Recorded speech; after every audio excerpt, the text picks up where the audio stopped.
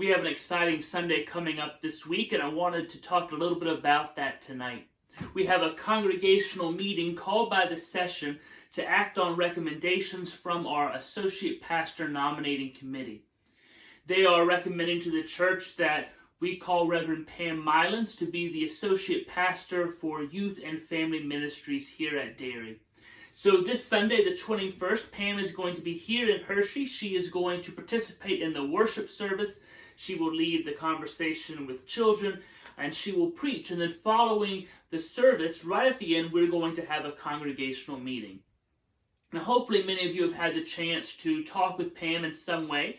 She's been on Zoom calls with the session, the Christian Education Committee, the youth group with pilgrims, the choir. We've set up other times that anyone can come on and just kind of chat, get to know her better. There'll be another one tomorrow as well. Many of you have seen my interview with her on Some Derry Good News, or watched her introduction video in our e-news that goes out, or read the brochure. Hopefully you have a little bit of a sense about her. She's been at one church so far, her ministry up near Detroit. Her father is a Presbyterian pastor. She's from the New Jersey area, so she knows this area well. She is a dog lover, loves board games and Broadway musicals and all kinds of things like that. So I hope you have had a chance to kind of ask her some of those questions about her, get to know her better as well.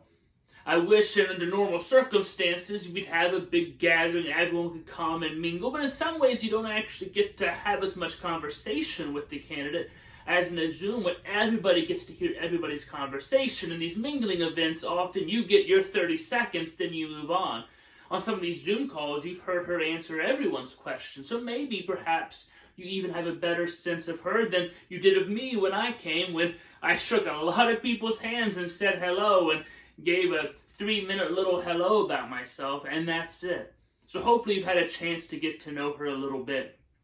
So you may be wondering, okay, how's a congregational meeting going to work if we can't be together? I'm glad you asked that question.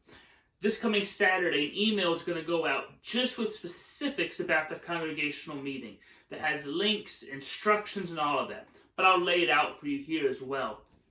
So immediately at the end of the service, we're going to go into the congregational meeting. Pam will leave the sanctuary, and a member of the APNC, the Associate Pastor Nominating Committee, will kind of sit with her in the John Elder classroom.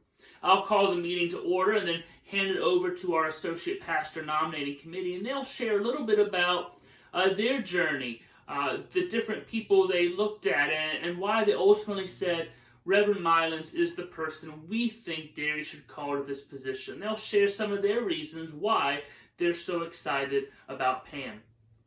After that, I will open up the floor for questions or discussion for or against the motion from the Associate Pastor Nominating Committee to call Reverend Pam Mylans and approve her terms of call. Those terms of call will also be in the email that goes out on Saturday. Now, you may be wondering, how do we ask questions or have conversation if we can't all be in the room? We'll have Sue George and some of our staff be available. They will be looking at email and text messages and phone calls. So if you have a question you want to ask the APNC, you can either email that to Sue George or myself early, and we'll make sure that gets asked during the congregational meeting. Or during the meeting, you can email Sue George or text a few of the special numbers. People will then bring those questions to me, and as the moderator, I'll ask the APNC to answer those questions. So there'll be a few different ways you can do that. That information will be in the email on Saturday.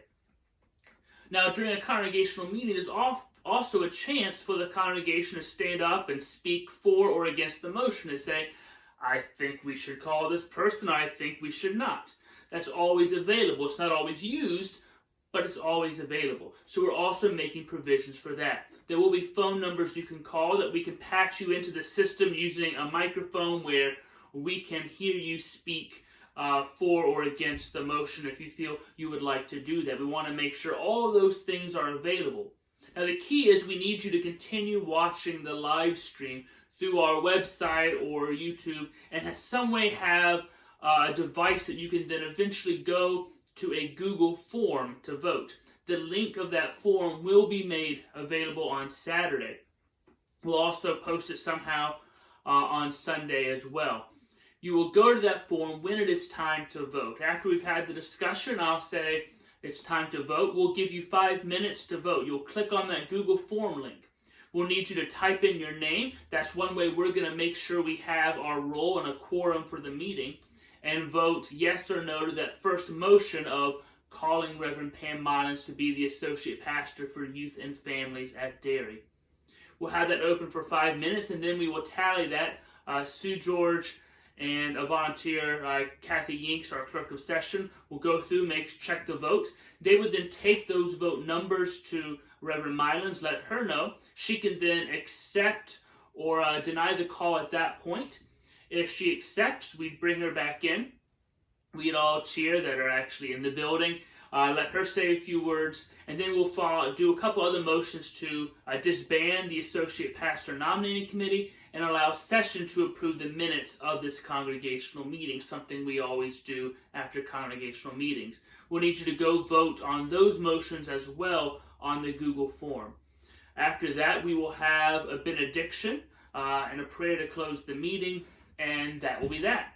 So it's key that you are able to go to that Google form. Do not vote before the meeting, or we won't be able to count your vote, because you have to vote during the meeting. So don't go on Saturday and go ahead and put your votes in for any of these motions. It will not count, so don't do that. Any member of the church can vote. So if you are an active member of the church, you are welcome to vote. That includes youth who have been confirmed in the church and those who just got confirmed yesterday as well. It's key that we have at least 100 people watching the live stream and voting at the meeting. So if you have a family of 5 people, make sure, and they're all members, make sure you go in the Google form and each of those 5 register their name and their vote. That's extremely important, because again, we have to have at least 100 to have a quorum for the meeting, so all of this counts. If we don't have that, we're going to have to figure out a way to do this all over again, and we don't want to do that. So I hope you will make sure you watch the live stream on Sunday. You stay afterwards for that congregational meeting on the live stream. Go on Google and make sure you register that vote. Now, a couple other important big things coming up. On Wednesday, we will have a session meeting, and the task force that we've been working with on in-person gatherings, they have 4 recommendations they're giving to session. Session will discuss those, and then we'll have the details of that after the meeting. We'll probably have a letter that goes out in e-news that lays out all those recommendations, and of course next Monday I'll explain them in much more detail so you know what is happening with that. You know, in a lot of areas we see things beginning to open up, and also in a lot of areas we see rising cases and less room in hospitals again. And that's different all over the country. So we're definitely keeping an eye on that. This whole pandemic is still moving. It changes. We get different information. Case numbers go up or down. So we want to make sure we're being as safe as possible, but also finding ways to connect. So we're going to be moving in increments. And I'll be able to share more about that next Monday after the session looks at those recommendations and makes decisions. But already we're doing a few small things. You've seen on the live stream where a small group of choir members may gather outside to sing a song for the worship. Yesterday we had a Derry brass number. So again, a few brass people gathering, being able to play for that service. We've had some funeral and graveside services outside in small gatherings.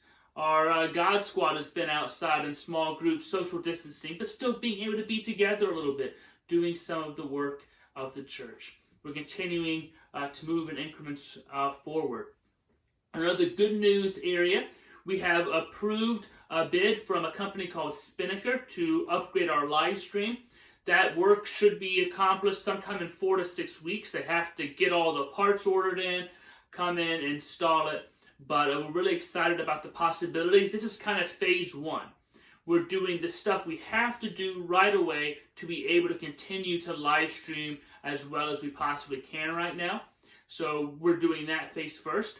Phase 2 might come later, which ideally we'd have a separate room kind of right behind the sanctuary that would be kind of a live stream sound audio room, so you can really hear what's going on through the live stream and not have that also happening in the sanctuary. There's a delay, the sound is different.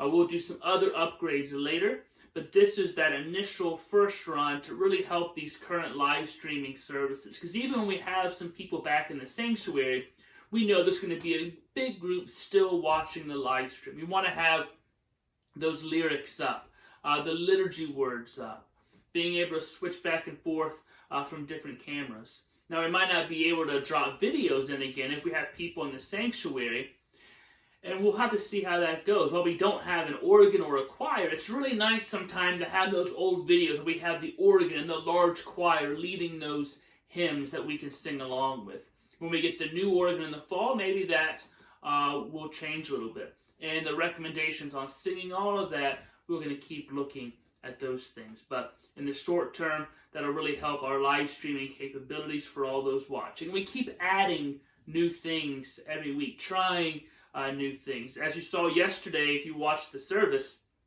I think we had almost as much video as we had live church, because we wanted to make sure our confirmation students could be involved in the service, and some were out of town, so we had them doing videos of scripture readings, prayers, affirmation of faith. We had the small choir video, we had the hymn video, we had the dairy brass video, we had the children's message video. So we had a whole bunch of participation in the worship, and yet it was still all on live stream. So thank you to everyone who's been helping with that, our videographers, our sound people, those at home making videos, sending in. We continue to try new things every week, and this week our new thing is having a congregational meeting digitally. Be on the lookout for that email on Saturday, and if you have any questions, concerns, please reach out and let me know. Thank you, and I look forward to seeing you in some way on Sunday. Please come to these Zoom meetings we have, whether it's about our 21-day race equity challenge. It's the one meeting Pastor Pam tomorrow. It's my talking to you on Thursday mornings. It's a post-worship fellowship coming. Any of these ways are a great way just to be able to connect with each other. May God bless you until we meet again.